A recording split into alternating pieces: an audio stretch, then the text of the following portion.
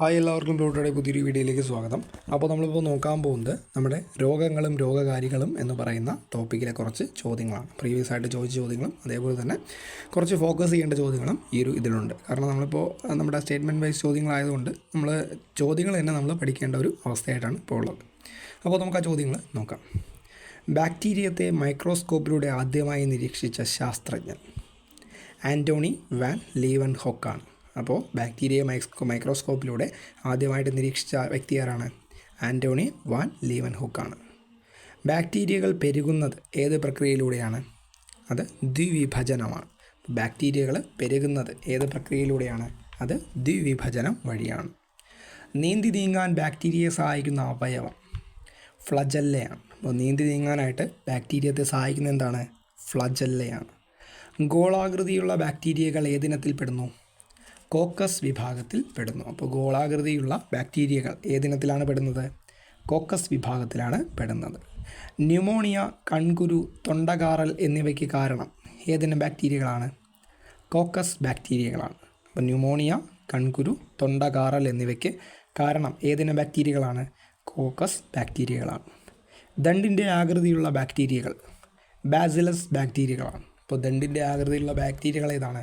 Bacillus ബാക്ടീരിയകളാണ്. ക്ഷയം, tetanus, typhoid എന്നിവയുണ്ടാക്കുന്നത് ഏതിനം ബാക്ടീരിയകളാണ്?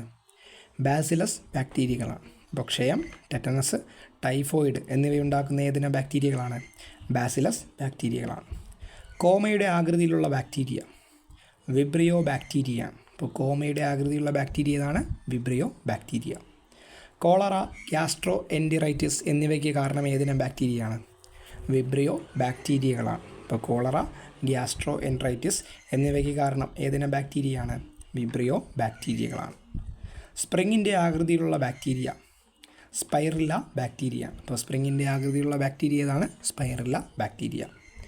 വാ തുറക്കുവാൻ പറ്റാത്ത അവസ്ഥ അഥവാ ലോക്ക് ജോ എന്ന ലക്ഷണം കാട്ടുന്നതിനാൽ ലോക്ക് ജോ ഡിസീസ് എന്നറിയപ്പെടുന്ന രോഗം അത് ടെറ്റനസ് ആണ്. അപ്പോൾ വാ തുറക്കാൻ പറ്റാത്ത അവസ്ഥ അഥവാ ലോക്ക് ജോ എന്ന ലക്ഷണം കാട്ടുന്നതിനാൽ ലോക്ക് ജോ ഡിസീസ് എന്നറിയപ്പെടുന്ന രോഗം ഏതാണ്? അത് ടെറ്റനസ് ആണ്.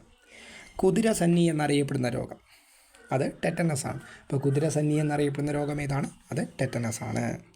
ശരീരത്തിലെ മുറിവുകളിലൂടെ രോഗാണു അകത്ത് പ്രവേശിച്ചുണ്ടാകുന്ന രോഗം അത് ടെറ്റനസ് ആണ്. അപ്പോൾ ശരീരത്തിലെ മുറിവുകളിലൂടെ രോഗാണു അകത്ത് പ്രവേശിച്ചുണ്ടാകുന്ന രോഗം ഏതാണ്? അത് ടെറ്റനസ് ആണ്. സിഫിലിസ് രോഗം ഏതിനം ബാക്ടീരിയ മൂലം ഉണ്ടാകുന്നതാണ്? സ്പൈറില്ല ബാക്ടീരിയ മൂലം ഉണ്ടാകുന്ന രോഗമാണേത്? സിഫിലിസ് എന്ന് പറയുന്നത്. പാൽ പുളിപ്പിച്ച് തൈരാക്കുന്നത് ഏതിനം ബാക്ടീരിയയാണ്? ലാക്ടോബാസിൽ ബാക്ടീരിയകളാണ്. അപ്പോൾ നമ്മുടെ പാല് പുളിപ്പിച്ച് തൈരാക്കുന്നത് ഏതിനം ബാക്ടീരിയയാണ്? ലാക്ടോബാസിൽ ബാക്ടീരിയകളാണ്. ജീവകോശങ്ങളിൽ ജീവൻ്റെ ലക്ഷണവും പുറത്തായിരിക്കുമ്പോൾ അചേതന സ്വഭാവവും പ്രകടിപ്പിക്കുന്ന സൂക്ഷ്മജീവികൾ എന്താണ്? അവ വൈറസുകളാണ്. നമ്മളൊരു ഹോസ്റ്റ് കിട്ടിയാൽ മാത്രമേ എന്തുള്ളൂ? അവർക്ക് ലൈഫുള്ളൂ. അപ്പോൾ ജീവകോശങ്ങളിൽ ജീവൻ്റെ ലക്ഷണവും പുറത്തായിരിക്കുമ്പോൾ അചേതന സ്വഭാവവും പ്രകടിപ്പിക്കുന്ന സൂക്ഷ്മജീവികൾ ഏതാണ്? അതാണ് വൈറസുകളെന്ന് പറയുന്നത്. ഒരു ന്യൂക്ലിക് അമ്ലവും അതിനു ചുറ്റും മാംസ്യവർണവും ചേർന്ന ലഘുഘടനയുള്ള സൂക്ഷ്മജീവികൾ അവയാണ് വൈറസുകളെന്ന് പറയുന്നത്. അപ്പോൾ ഒരു ന്യൂക്ലിക് അമ്ലവും അതിനു ചുറ്റും മാംസ്യാവരണവും ചേർന്ന ലഘുഘടനയുള്ള സൂക്ഷ്മജീവികളാണിത് വൈറസുകളെന്ന് പറയുന്നത്. ബാക്ടീരിയകളെ ഉപയോഗിച്ച് വംശവർധന നടത്തുന്ന വൈറസുകളാണിത് ബാക്ടീരിയോഫേജ് എന്ന് പറയുന്നത്. അപ്പോൾ ബാക്ടീരിയകളെ ഉപയോഗിച്ച് വംശവർധനവ് നടത്തുന്ന വൈറസുകളാണിത് ബാക്ടീരിയോഫേജ് വൈറസുകളെന്ന് പറയുന്നത്. 1892 ആദ്യമായി വൈറസുകളെ കണ്ടെത്തിയ റഷ്യൻ ശാസ്ത്രജ്ഞൻ ദിമിത്രി ഇവാനോസ്കിയാണ്. അപ്പോൾ 1892 ആദ്യമായിട്ട് വൈറസുകളെ കണ്ടെത്തിയ റഷ്യൻ ശാസ്ത്രജ്ഞരാണ് ദിമിത്രി ഇവാനോസ്കിയാണ്. ബാക്ടീരിയകളുടെ ഘടനയോട് കൂടിയതും എന്നാൽ ബാക്ടീരിയകളെക്കാൾ ചെറുതും വൈറസുകളേക്കാൾ വലുതുമായ സൂക്ഷ്മജീവി റിക്കറ്റ്സിയാണ്. അപ്പോൾ ബാക്ടീരിയകളുടെ ഘടനയോട് കൂടിയതും എന്നാൽ ബാക്ടീരിയയേക്കാൾ ചെറുതും വൈറസുകളേക്കാൾ വലുതുമായ സൂക്ഷ്മജീവി ഏതാണ്? റിക്കറ്റ്സിയാണ്. കപടപാദങ്ങൾ, സിലിയ എന്നിവയുടെ സഹായത്താൽ സഞ്ചരിക്കുന്ന സൂക്ഷ്മജീവികൾ പ്രോട്ടോസോവയാണ്. അപ്പോൾ കപടപാദങ്ങൾ, സീലിയ എന്നിവയുടെ സഹായത്താൽ സഞ്ചരിക്കുന്ന സൂക്ഷ്മജീവി ഏതാണ്? അത് പ്രോട്ടോസോവയാണ്.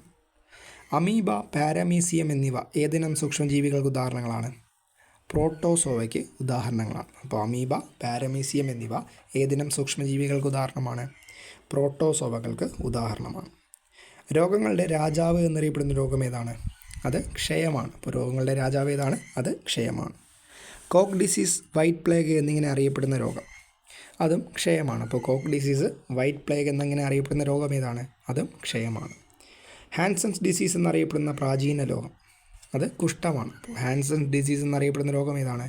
അത് കുഷ്ഠമാണ്. ബ്രേക്ക് ബോൺ ഡിസീസ് എന്ന പേരിൽ അറിയപ്പെടുന്ന പകർച്ചവ്യാധി ഡെങ്കിപ്പനിയാണ്. അപ്പോൾ ബ്രേക്ക് ബോൺ ഡിസീസ് എന്നറിയപ്പെടുന്ന പകർച്ചവ്യാധി ഏതാണ്? അത് ഡെങ്കിപ്പനിയാണ്.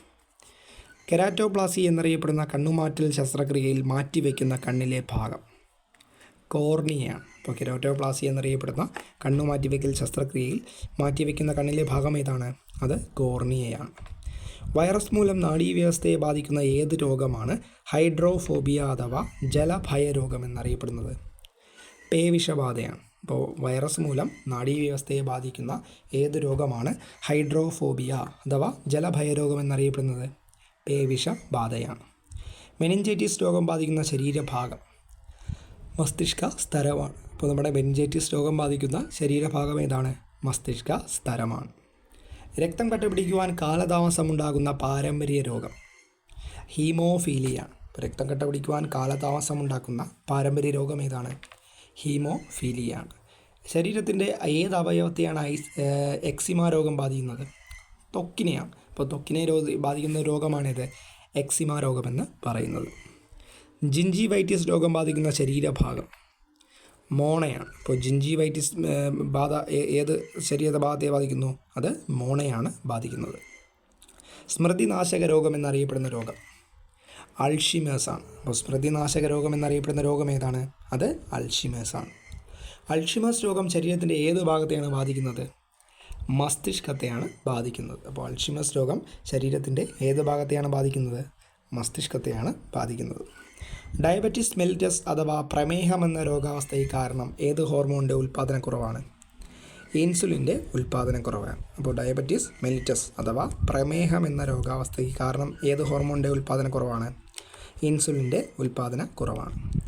ഹെപ്പറ്റൈറ്റിസ്, സിറോസിസ് എന്നിവ ഏത് അവയവത്തെ ബാധിക്കുന്ന രോഗമാണ്? കരളിനെ ബാധിക്കുന്ന രോഗമാണ്. അപ്പോൾ ഹെപ്പറ്റൈറ്റിസ്, സിറോസിസ് എന്നിവ ഏത് അവയവത്തെ ബാധിക്കുന്ന രോഗമാണ്? കരളിനെ ബാധിക്കുന്ന രോഗങ്ങളാണ്. ഏത് ജീവികളുമായി ബന്ധപ്പെട്ട ജോലി ചെയ്യുന്നവരിൽ കാണപ്പെടുന്ന രോഗമാണ് കാർപ്പൽ ടണൽ സിൻഡ്രോം? കോഴി വളർത്തൽ കേന്ദ്രങ്ങളിൽ ജോലി ചെയ്യുന്നവരാണ്. അപ്പോൾ കോഴി വളർത്തൽ കേന്ദ്രങ്ങളിൽ ജോലി ചെയ്യുന്നവരിൽ കാണപ്പെടുന്ന രോഗം ഏതാണ്? Carpal tunnel സിൻഡ്രോമാണ്. എയ്ഡ്സ് എന്നതിൻ്റെ മുഴുവൻ രൂപം അക്വേർഡ് ഇമ്മ്യൂണോ ഡെഫിഷ്യൻസി സിൻഡ്രോമാണ്. അപ്പോൾ എയ്ഡ്സ് എന്നതിൻ്റെ മുഴുവൻ രൂപം എന്താണ്? Acquired immuno deficiency syndrome. എയ്ഡ്സിന് കാരണമാകുന്ന രോഗാണു ഏതാണ്? അത് HIV വൈറസാണ്. അപ്പോൾ എയ്ഡ്സിന് കാരണമാകുന്ന രോഗാണു ഏതാണ്? HIV വൈറസാണ്. എയ്ഡ്സ് രോഗം താറുമാറാക്കുന്ന ശരീരത്തിലെ ഏത് സംവിധാനത്തെയാണ്? അത് പ്രതിരോധ സംവിധാനത്തെയാണ്. അപ്പോൾ എയ്ഡ്സ് രോഗം താറുമാറാക്കുന്നത് ശരീരത്തിലെ ഏത് സംവിധാനത്തെയാണ്?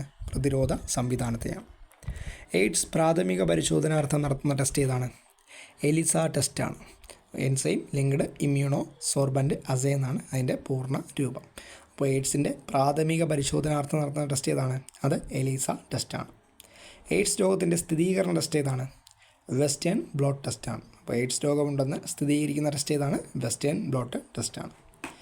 നിശബ്ദനായ കൊലയാളി എന്നറിയപ്പെടുന്ന രോഗാവസ്ഥ അമിത രക്തസമ്മർദ്ദമാണ്. അപ്പോൾ നിശബ്ദനായ കൊലയാളി എന്നറിയപ്പെടുന്ന രോഗാവസ്ഥ ഏതാണ്? അമിത രക്തസമ്മർദ്ദമാണ്. ഏത് ബാക്ടീരിയ രോഗമാണ് വൂൾ സോട്ടേഴ്സ് ഡിസീസ് അഥവാ കമ്പിളി തരംതിരിക്കുന്നവരുടെ രോഗം എന്നറിയപ്പെടുന്നത്? ആന്ത്രാക്സ് ആണ്. അപ്പോൾ ഏത് ബാക്ടീരിയ രോഗമാണ് വൂൾ സോട്ടേഴ്സ് ഡിസീസ് അഥവാ കമ്പിളി തരംതിരിക്കുന്നവരുടെ രോഗം എന്നറിയപ്പെടുന്നത്? അത് ആന്ത്രാക്സ് ആണ്. ഏത് മേഖലയിൽ പണിയെടുക്കുന്നവരിൽ കണ്ടുവരുന്ന രോഗമാണ് ബ്ലാക്ക് ലങ് ഡിസീസ്? കൽക്കരി ഖനികളിൽ പണിയെടുക്കുന്നവർക്ക് കണ്ടുവരുന്ന രോഗമാണ്. അപ്പോൾ ഏത് മേഖലയിൽ പണിയെടുക്കുന്നവരിൽ കണ്ടുവരുന്ന രോഗമാണ് ബ്ലാക്ക് ലങ് ഡിസീസ്? കൽക്കരി ഖനികളിൽ പണിയെടുക്കുന്നവരിൽ കണ്ടുവരുന്ന രോഗമാണ്. പാറമടകളിൽ പണിയെടുക്കുന്നവരെ ബാധിക്കുന്ന രോഗം സിലിക്കോസിസ് ആണ്. അപ്പോൾ പാറമടകളിൽ പണിയെടുക്കുന്നവർക്കുണ്ടാകുന്ന രോഗം ഏതാണ്? സിലിക്കോസിസ് ആണ്. രാജാക്കന്മാരുടെ രോഗം, ധനികന്മാരുടെ രോഗം എന്നിങ്ങനെ ചരിത്രത്തിൽ അറിയപ്പെട്ട രോഗം ഗൗട്ട് അഥവാ സന്ധിവാതമാണ്. അപ്പോൾ രാജാക്കന്മാരുടെ രോഗം, ധനികന്മാരുടെ രോഗം എന്നിങ്ങനെ ചരിത്രത്തിൽ അറിയപ്പെട്ട രോഗം ഏതാണ്? ഗൗട്ട് അഥവാ സന്ധിവാതമാണ്. മന്ദരോഗം തകരാറിലാക്കുന്ന ഏത് ശരീര സംവിധാനത്തെയാണ്?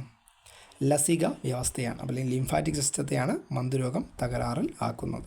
അപ്പോൾ മന്ദരോഗം തകരാറിലാക്കുന്ന ഏത് ശരീര സംവിധാനത്തെയാണ്? അത് ലസിക വ്യവസ്ഥ അല്ലെങ്കിൽ ലിംഫാറ്റിക് സിസ്റ്റത്തെയാണ്. അപ്പോൾ ഇത്രയും ചോദ്യങ്ങളാണ് നമ്മൾ ഈ ഒരു വീഡിയോയിൽ പറഞ്ഞത്.